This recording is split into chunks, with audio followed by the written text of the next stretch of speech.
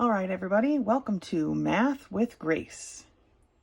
For today's video, we're going to be going through Algebra, Unit 3, Lessons 6 through 10.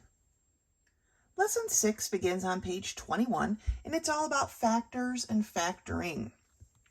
Factors are two or more numbers, variables, or expressions multiplied together to give a particular product. Okay, 2 times 3 times 6, those are the factors multiplied together give us 36.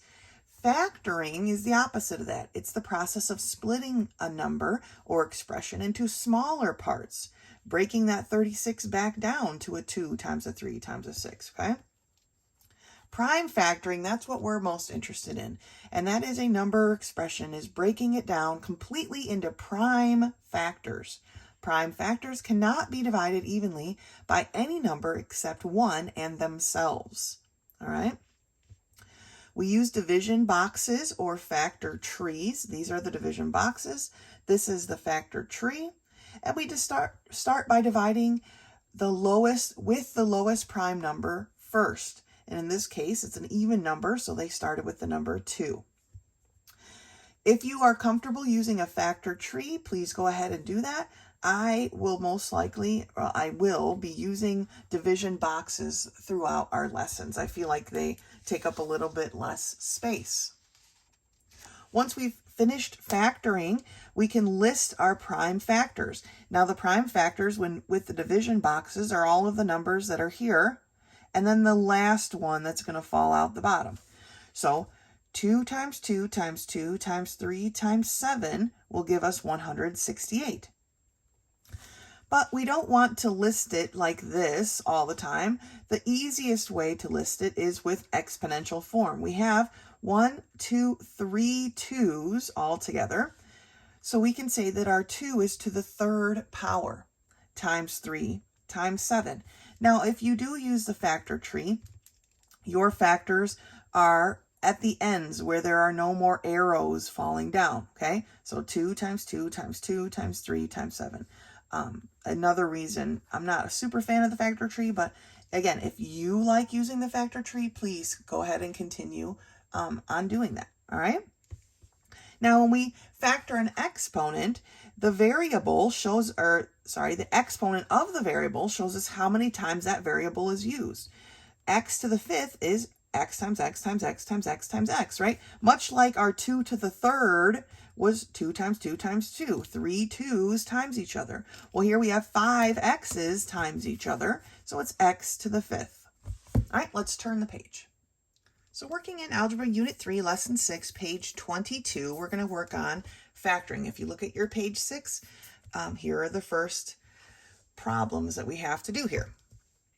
Number 1 is the number they want us to write the prime factors in exponential form for 72. So using the division boxes, I'm going to draw a little division box, kind of like an upside down one. And 72 is an even number, so the first prime factor that we're going to use is 2. Now, how many times does 2 go into 72?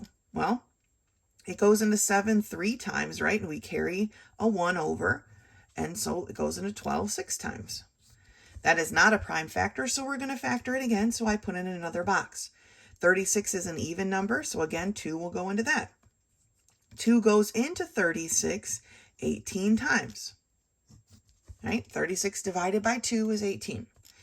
18 is an even number, so we put a 2 there again. 2 goes into 18, or 18 divided by 2 is 9. 9 is not a prime number, so again, we're going to continue. 2 now does not go into 9 evenly, right? So we have to look at the next prime factor up, and that is 3. 3 does go into 9 evenly, and it goes in 3 times, so we are complete. Now we need to list our factors, but we want to list them in exponential form. So I know we have a 2, but how many 2's do we have? Well, we have 1, 2, 3 of them. So 2 to the third power times 3, but it's not going to be just a 3, it's 3 squared, because we have 2 3's. Okay, so those are our prime factors listed with exponential form for the number 72. Okay, problem number 1. Let's look at problem 2. Problem 2, they'd like us to find the prime factors of 210. Well, again, 210 is an even number, so we know that 2 goes into that. And how many times does 2 go into 210? Well, it goes in 105 times. 105 is not an even number, so 2 does not go into it. And it ends in a 5, so clearly we're going to want to use 5. Now, we could probably have used 3 as well, but we'll get to that. Sometimes when we have a number that 5 goes into so obviously, we just want to jump to 5, and that's fine. But I'll show you what we need to do at the end. So how many times does 5 go into 105? Well, it goes in 21 times.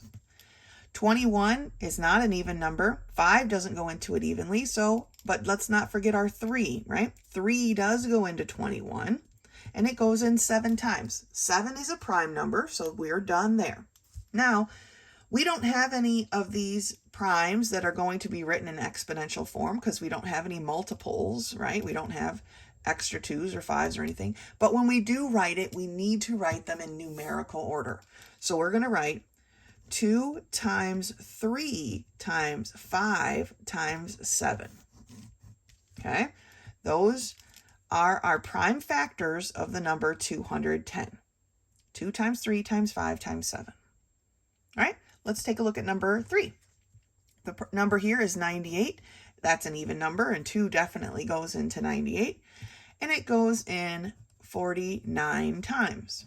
49 is not a prime number, so we need to think. Some of these aren't going to be as obvious, but I'm going to tell you the most common primes that we are going to use are 2, 3, 5, 7, 9, and 11. Sometimes 13, not as often, but sometimes. Anything bigger prime-wise than that is going to be pretty rare. So we know that 7 times 7 is 49, and those are both prime numbers, so that's what we're going to use. So our prime numbers here in exponential form is going to be 2 times 7 squared. We've got 2 7s that needs to be represented with an exponent. Okay, good job. Let's look at number 4. For number 4, we have the number 45. It's not an even number, so 2 is not going to work. 3 is going to work, but honestly, when we see that 5, we just want to jump to a 5, and that's fine. 5 goes into 45. How many times? Well, there are 9 5s in 45, and here's where our 3 comes out, right? Because 9 is 3 times 3. So those are our prime factors. We need to write them in numerical order and with exponents. So we have a 3 squared times 5. Good job. Let's look at number 5. Number 5 is a number 54. 54 is even, so we're going to divide it by 2. And how many 2s are in 54? Well, there's going to be 27. 27 is not a prime number, so we need to continue factoring. Okay, 2 doesn't go into 27 evenly, but 3 does. And how many 3s are in 27? Well, there are 9. And then we know that 9 is 3 times 3. So our prime factors for the number 54 are going to be 2 times 3 cubed. We have 1, 2, 3 3s. We need to represent that with an exponent. Okay? Now, I want to look at a couple more problems with variables this time. So let's take a look at 7, 8, and 9. For number 7, we have 77x to the third power. The first step that we want to take here is just with the coefficient, okay, the numerals. So we want to find the prime factors of this. The fact that it's 77 should be pretty clear. I didn't leave myself enough room. That 7 goes into that, right? And it goes into it 11 times. Now, both 7 and 11 are prime factors, so we can list our prime factors here. And they're going to be 7 times 11. Now, but don't forget your variables. And we simply list the variables as x to the third. You do not have to list it as x times x times x, because that's not listing it in exponential form, and that's what we're looking for, exponential form. So really it just kind of drops down, and the only difference here is that it's separated by this little multiplication bubble, okay, or dot. So let's do number 8, the number 20. So again, we're dealing with just the numeral part first. 20 is even, so we know 2 goes into that 10 times. 10 is an even number, so we know 2 goes into that 5 times. And that's it, because 5 is a prime number. So our factors are 2 squared times 5 times m squared times n to the third. Okay? Looking at number 9, we have the number 84. 84 is an even number. 2 goes into that 42 times. 42 is an even number. 2 goes into that 21 times. 21 is not an even number, but we know 3 goes into that 7 times. So our numerical prime factors are 2 squared times 3 times 7. Now we need to do with our exponents, or our variables. And so that's going to be x times y to the 5th. In the next couple lessons, we're going to be expanding on our factoring, but that's it for lesson 6. So go ahead and finish the rest of the problems, and then we'll see you for lesson 7. Good job. Lesson 7 begins on page 25, and now we're talking about adding polynomials. Adding polynomials together is based on combining like terms, okay? So looking at example 1 here, they're doing the vertical format. Now, the vertical format isn't quite my favorite format. I prefer this horizontal method down here at the bottom, but we'll talk about both. So for this problem, we have the quantity 6x squared plus 3xy, and then they're adding the quantity 2x squared minus xy minus y squared, okay? Now, we're just combining the like terms. They put parentheses in here, but you can, for these types of problems, you really don't need them. So for the vertical method, they first wrote the group of parentheses, that set of terms at the top, and then they lined up the like numbers and added them together. So 6x squared plus 2x squared is 8x squared. 3xy minus xy, didn't quite line them up well, is a 2xy. And then there's nothing really to add to this negative y squared. So it's basically like negative y squared plus 0, but really it just stays the same. Okay, and that's it. You've added them together. Let's look at the horizontal format, because I will be using that most often in my instructions here. And basically what they've done is removed the parentheses, right? And then like we've talked about in class before, they simply need to, or you simply need to mark your like terms, right? Here we have some x cubes. Here is a 5x, and here is a 2x squared, right? Actually, let's not circle. I like to circle my constants. So let's overline the 2x squared. And then I like to circle my constants, right? So we've simply marked off what the like things are. So we'll add together the two things that are underlined. 4x to the third plus x to the third is 5x to the third. The 2x squared doesn't change because there's nothing to add it to. The negative 5x doesn't change because there's nothing to add that one to. There's no other box ones. And then we have two constants, negative 7 minus 3. So we went down 7 and then down 3 more. Then that gives us a negative 10. All right, and it tells us a little note here at the bottom. When possible, the polynomials should be written using standard form. And the standard form for these polynomials with one variable, okay, and in this case, the variable is x. We just have multiple x's and different ones. And so it's written in descending power. So we start with the biggest exponent, then the next biggest, then the next biggest, and then so on and so forth, okay? Let's turn the page. There's one more note at the top of the next page. So at the top of page 26, we read that when writing polynomials with more than one variable, the standard form is to write the variables of each term in alphabetical order. So m comes before n, okay? Then arranging the terms in descending powers of the first variable, and when possible, ascending powers of the second variable. So here we have 2m to the third minus 2m squared n. So this was a third, here's a squared, here's just a m to the 1 power, the first power, right? Then they switched over to the n's. So here's an m to the 1 power, but we have an n squared.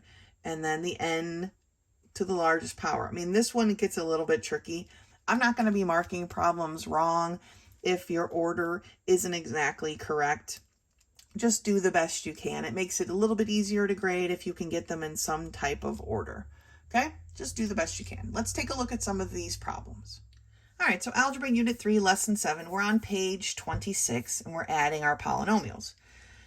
For number 1, we've got the quantity 6x plus 3 plus the quantity 5x plus 10. So let's take a look at what we have here. We have an x term here and an x term here, and then we have a constant and a constant. Remember when you're marking these off that the sign is included. Do not leave those signs out. Here, they're just both addition signs. It's not a super big deal.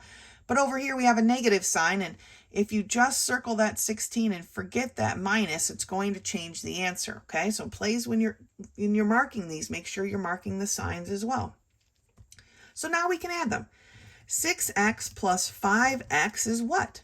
Well, that's 11x, right? And then we have 3 plus 10.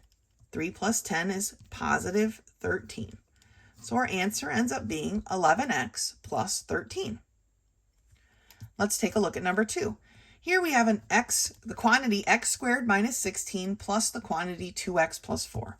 So we have an x squared, we have an x, and then we have a constant and a constant, okay? Now you might be asking me, why are we marking these when it's clear there's only one x squared number? Well, I mark them so that I don't forget anything. If I only mark the things that are combinable, like these 2x squareds for that problem, but nothing else, then I might actually miss something. But if I mark everything, then I know I haven't missed anything. So I can't combine my x squared with anything, so it just drops down. I can't combine my 2x with anything, so it just drops down. But I can combine my constants, right? And I end up with negative 16 plus 4. Okay, so we went down 16, but we added 4 back in, and we ended up at a negative 12. And that's it. We've combined our like terms to the best of our ability. Okay, we don't have enough information to go any farther with that problem. For number 3, we have the quantity 3x squared plus 2x minus 7 plus the quantity 2x squared minus 7x minus 8. Ran out of room a little bit here, but let's mark them. We've got x squared plus 2x minus 7x. Okay, and then we've got a constant and a constant. So 3x squared plus 2x squared gives me 5x squareds, right? If you threw down your x squared cards, you had 3 and I had 2. Together we had 5. Then we have 2x minus 7x. It's going to be a negative number because the negative 7 is larger, right? So if you went up 2 but then down negative 7, you would end up with negative 5x, okay? 7 minus 2 is 5. The negative sign stays because it's the bigger term, right? And then we have negative 7 minus 8. So we are going just down and continuing on down. So we add them together to get 15, but it's a negative 15. So our answer is 5x squared minus 5x minus 15.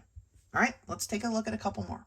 All right, number 4, we have the quantity 7x squared minus 2x plus the quantity negative x squared minus 4x plus 10. So let's mark our like terms. X squared. Here's a negative 2x and a negative 4x. And then I only have one constant over here by itself, right? So let's combine what we got. 7x squared minus x squared gives me a 6x squared, okay?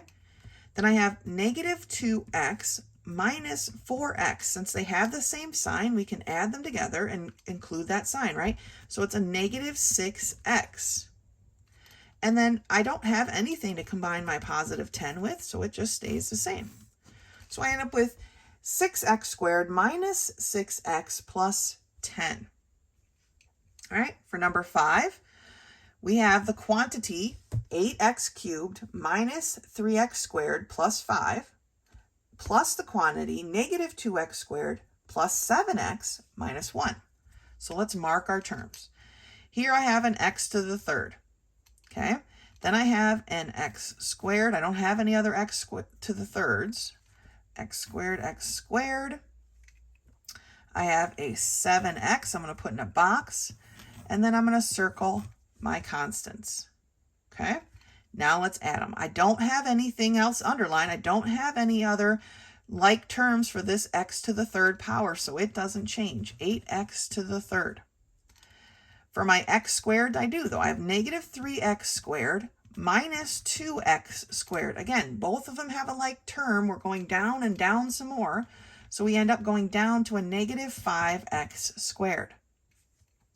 Then I have a plus 7x. There's no other boxes, no other x terms to combine that one with. And then I have a 5 minus 1, or a positive 4. So my final answer for number 5 is 8x to the third minus 5x squared plus 7x plus 4. Okay? So, again, if it helps you out so you don't miss something, mark your like terms. Okay? Mark them in the same way. This one was a little bit different than my the problems before it because I had an x to the third. That became my underlined term. It doesn't really matter how you mark them. Mark them with a star or a smiley face. Put squares or circles or triangles around them. Whatever makes it easy to distinguish which terms are like with which other terms. Okay? Some of these problems will get big and there'll be many different problems, many different variables. And so we just need to make sure we're keeping track of everything. If you'd rather cross them out as you go, that's fine too. Just make sure you don't forget anything. Okay, that's lesson 7. Finish up those problems and we'll meet you for lesson 8. Lesson 8 starts on page 29 and it's entitled The Greatest Common Factor. So this builds off of lesson 6 where we were factoring things. The greatest common factor, or the GCF, is the largest whole number that divides evenly into each of the given terms or numbers. And here are some steps to follow when we're looking for the greatest common factor. And those steps are as such. First, we find the prime factors for each term and express our duplicate factors with exponents. So we're going to write it in exponential form. Then we list the factors that are common to each term. Okay, they share, but we want to choose the factor with the smallest number of exponents. All right, and then we multiply those together. So let's take a look at example 1. For example 1, they want to find the greatest common factor for the numbers 30, 36, and 42. I'm not going to go through finding the prime factors. We did that for lesson 6, but our prime factors for 30 are 2 times 3 times 5. Our prime factors for 36 are 2 squared times 3 squared. And our prime factors for 42 are 2 times 3 times 7. So now we need to choose the common ones. Well, first of all, do they all have at least a 2? 1, 2. Let's see. 2, 2, 2. Yes. So we want to choose the 2 with the lowest exponent, and that 2 is a 2 to the first power. Okay, and they show that here.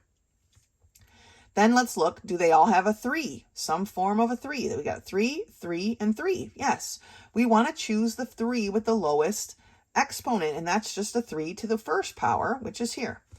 Then do they all have a 5?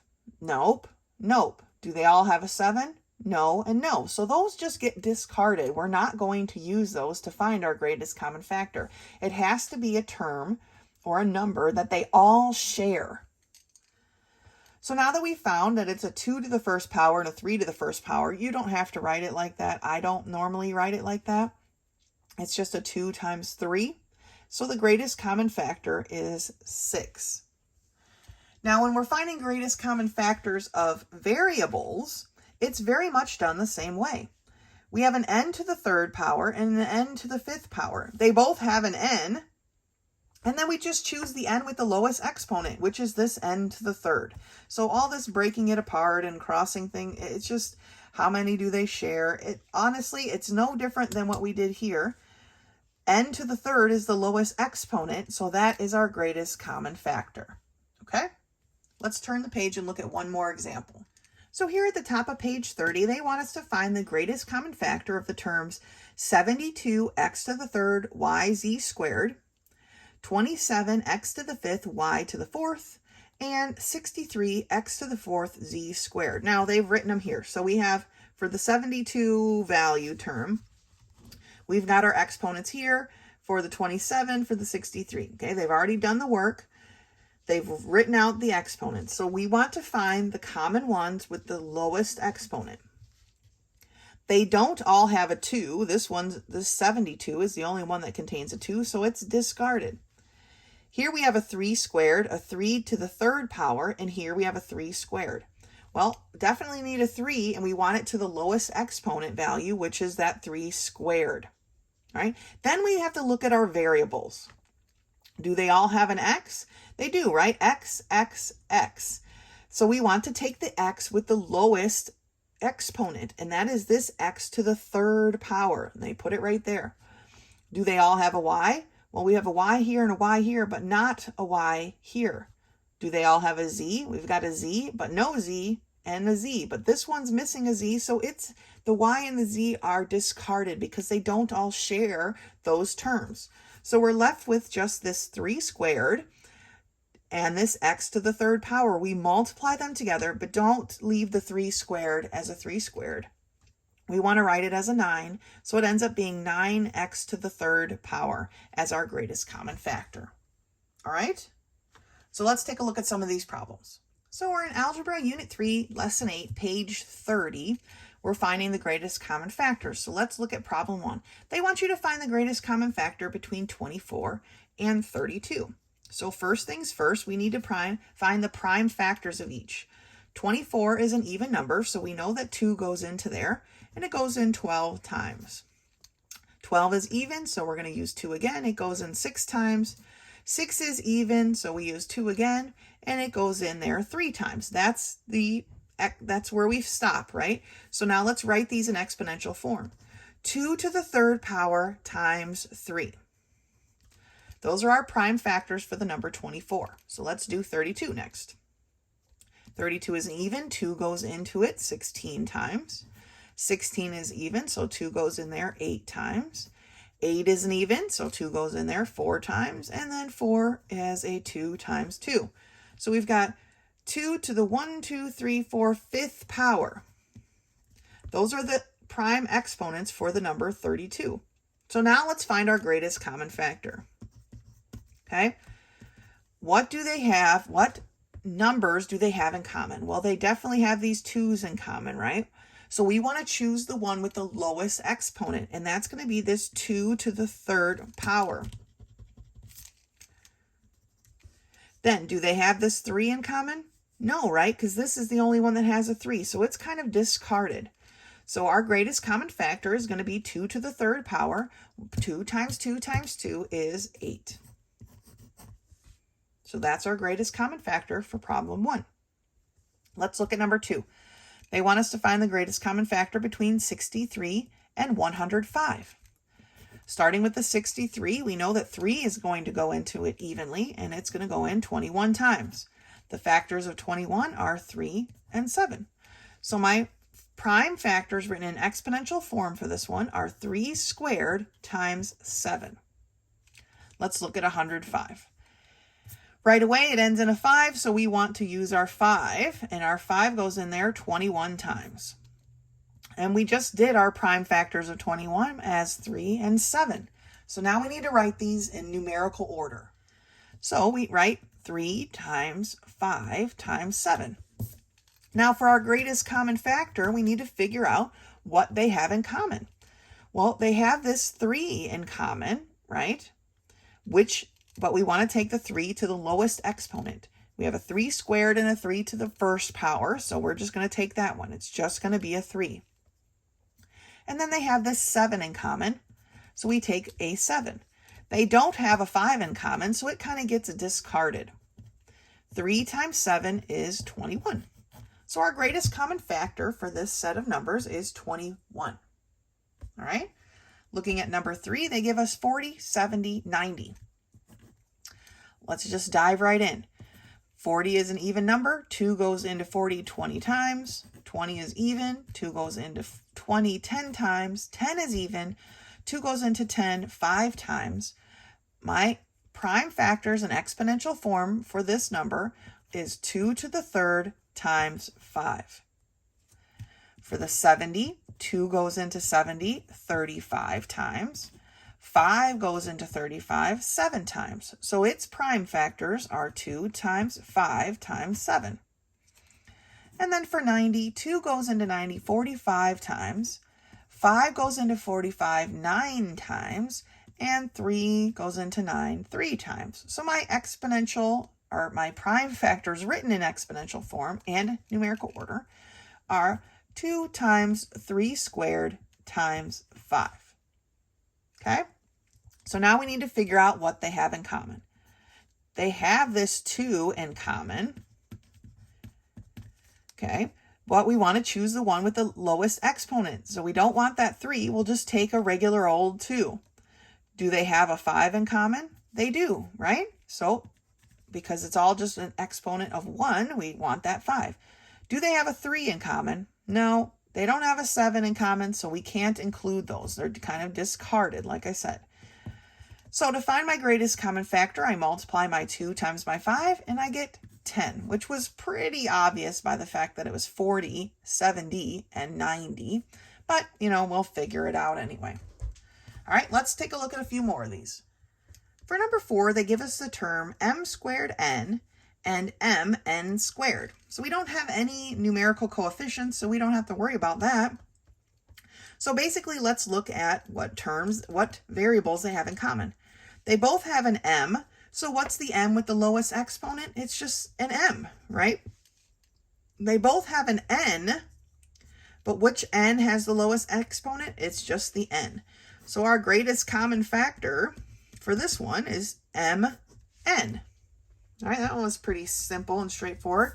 But let's take a look at number 5. It's a little bit more complicated. It's got both numerical coefficients and variables. So let's do these. We have 63x to the 5th, 36x squared y, and 9xy to the 6th. We're going to start with this 63 and say that a 3 goes into that 21 times. And then we've done this enough to know that our factors of 21 are 3 and 7. So our prime factors for this term is 3 squared times 7 times x to the 5th. Don't forget to come back and grab your variables. For here, we got 2 goes into 36 18 times. 2 goes into 18 9 times. And 9 is 3 and 3. So for this one, we have 2 squared times 3 squared times x squared times y. All right? And then our final term is 9, which is 3 times 3. So our final prime factors are 3 squared times x times y to the 6th. Now we need to find our like terms. I always want to start with the smallest one. In this case, it's a 2, but there aren't any other 2s, so it gets discarded. Then we have a 3 and a 3 and a 3. They're all to the second power, so that's going to end up being our lowest exponent, right? So 3 squared. The next numerical number we have here is a 7, but there are no other 7s for it to combine with, so it's gone. So now we need to look at our variables. Do they all have an x? They do all have an x. We have an x to the 5th, an x squared, and just an x. Because the just x is the smallest, that's the one we're going to take. And then I have 2 terms with a y, but the third doesn't. So those y's end up being unvalued, or they have no value here for our greatest common factor. It has to be something that they all share. So for our greatest common factor, we have 3 squared, which is 9, times x. So our answer is 9x. Okay? So again, we're doing the prime factorization of our numerical coefficients, or just the numerals, right? Writing them in exponential form, choosing which ones they share. Okay, they both had, in this case, both had a 3, but then we choose the one with the smallest exponent to be our greatest common, or part of our greatest common factor. Then we multiply all what we've gathered together to get our answer.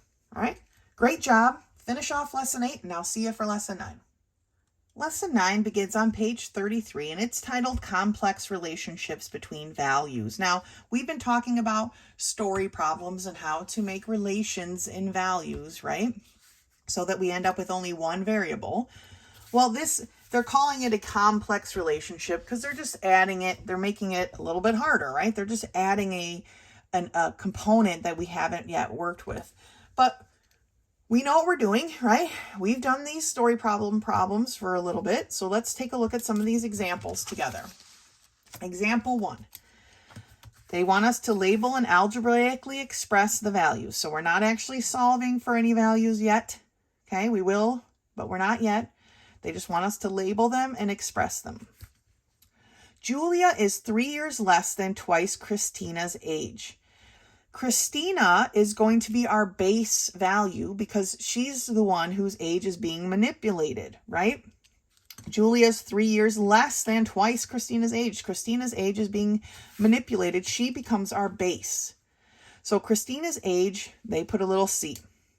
Now that we have that, now we can find Julia's age. Julia is, remember, is an equal sign. Julia is 3 years less than, minus 3, twice Christina's age, or 2c. Twice means you multiply something by 2. Christina's age is our c, so 2c minus 3 is what Julia's age becomes. Okay? Let's look at example 2.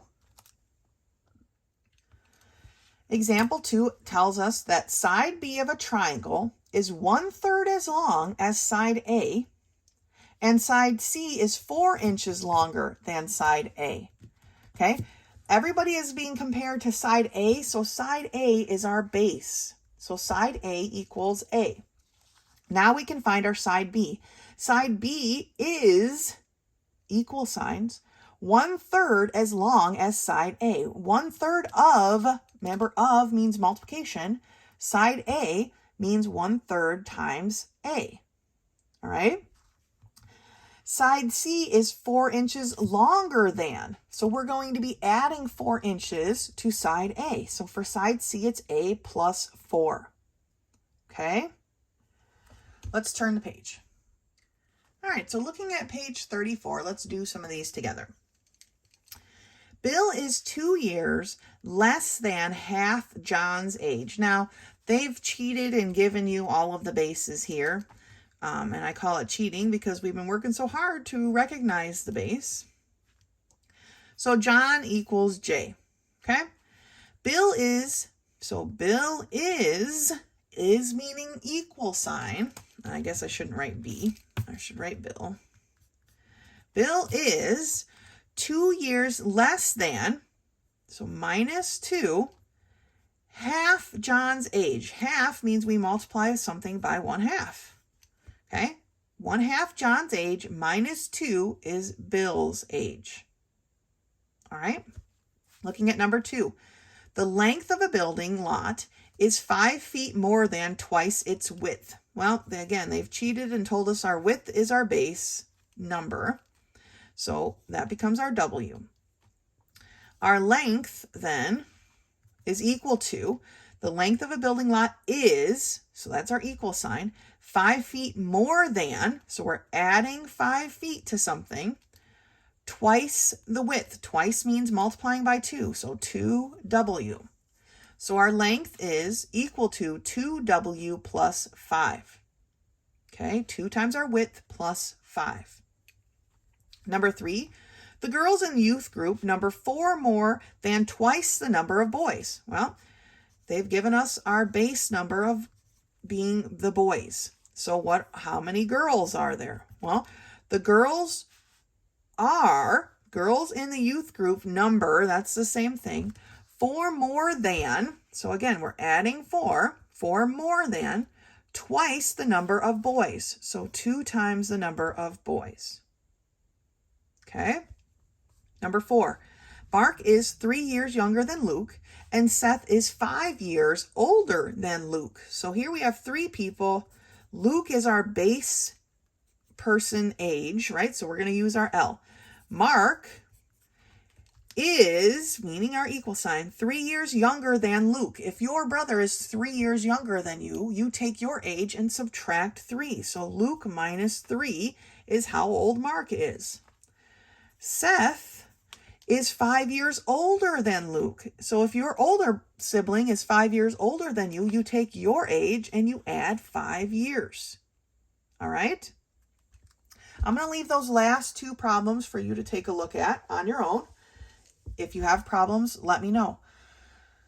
Find your base, and in this case, they've given you the base measurements this whole time. Boys, width, Luke. Here it's Katie's age. Here it's Christina's pots. Those are the bases. Then the other value is being manipulated. It manipulates that base to find a different outcome, right?